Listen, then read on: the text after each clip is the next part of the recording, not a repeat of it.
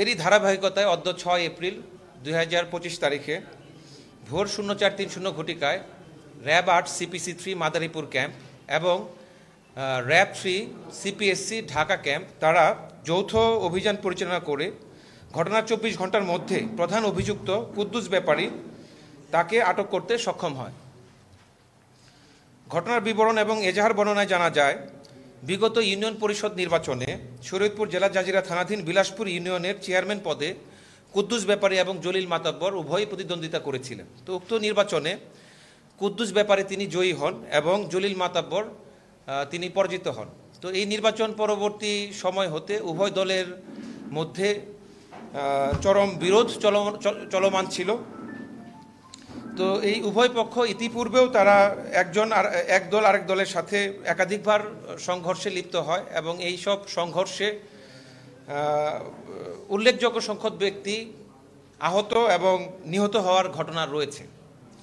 এরই জের ধরে গত 5 এপ্রিল 2025 তারিখে সকাল 0730 ঘটিকায় প্রথম ঘটনাস্থল শরীয়তপুর জেলা জাজিরা থানাধীন বিলাসপুর ইউনিয়নের কাজিয়ারচর গ্রামের জসিম উদ্দিন ইঞ্জিনিয়ারের বাড়ির সামনে উভয় পক্ষ এলোপাথারিভাবে ককটেল বিস্ফোরণ ঘটিয়ে জনমনে আতঙ্কের সৃষ্টি করে এবং বেশ কয়েকজন আহত হয়। এরপর এজাহারে বর্ণিত অভিযুক্তরা একই দিনে সকাল আনুমানিক 0830 ঘটিকায় দ্বিতীয় আরেকটি ঘটনাস্থল শরীয়তপুর জেলার জাজিরা থানাধীন বিলাসপুর ইউনিয়নের মুলাই ব্যাপারীকান্দি গ্রামের ফয়জুল সর্দারের বাড়ির সামনে ফসলের মাঠে পুনরায় একত্রিত হয় এবং এলোপাথারিভাবে ককটেল বিস্ফোরণ ঘটিয়ে জনমনে আতঙ্কের সৃষ্টি করে। এ ঘটনার সংবাদ পেয়ে জাজিরা থানা পুলিশ, র্যাব এবং বাংলাদেশ সেনাবাহিনীর দল সেখানে গমন করে এবং পরিস্থিতি নিয়ন্ত্রণে নিয়ে আসে। সংঘটিত এই ঘটনায় একজনের কবজি বিচ্ছিন্ন হয়েছে এবং আরও প্রায় 15 জন ব্যক্তি আহত হয়েছে বলে আমরা জানতে পারি।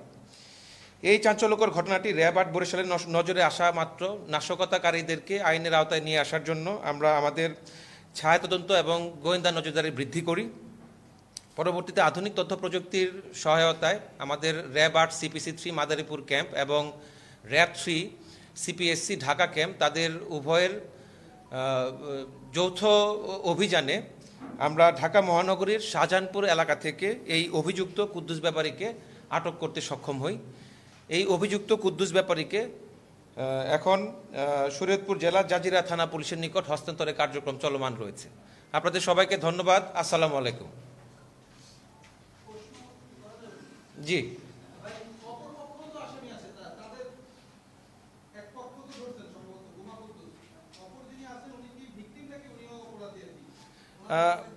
কুদ্দুস ব্যাপারীর বিষয়ে আমরা যেটা জানতে পেরেছি যে উনি সাম্প্রতিক সময়ে উনি জেল থেকে বের হয়ে আসছেন। ওনার নামে একাধিক মামলা রয়েছে, যতটুকু জানতে পেরেছি 20টিরও অধিক মামলা রয়েছে এবং তার প্রতিপক্ষ যিনি জলিল মাতাব্বর তিনিও বর্তমানে জেল হাজতে আছেন।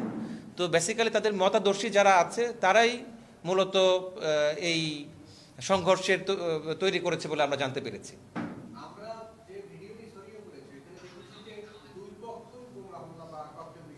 জি,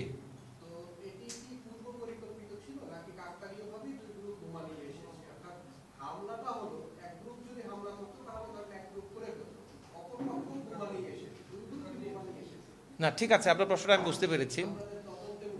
জি, না নর্মালি যেটা হয় যে এই যে ঈদ পরবর্তী সময়, ঈদের সময় বেশিরভাগ মানুষজন তারা তাদের নিজ বাড়ি বা তাদের কর্মস্থল থেকে বাড়িতে আসে, ছুটিতে আসে। তো এই ঈদ পরবর্তী সময় যেহেতু গ্রামের মধ্যে বেশিরভাগ মানুষ তারা এখানে হাজির থাকে এবং তাদের যেহেতু পূর্বের সময় থেকেই দুই দলের মধ্যে বিরোধ বিরাজমান ছিল, তো আমার মনে হয় যে এই বিরোধের জের ধরেই তারা ধীরে ধীরে সংঘবদ্ধ হয় এবং ওই দিন ওই সকালবেলায় তারা উভয় পক্ষ প্রস্তুতি নিয়েই তারা এই কার্যক্রম সম্পন্ন করে। জি, ধন্যবাদ। সালাম আলাইকুম।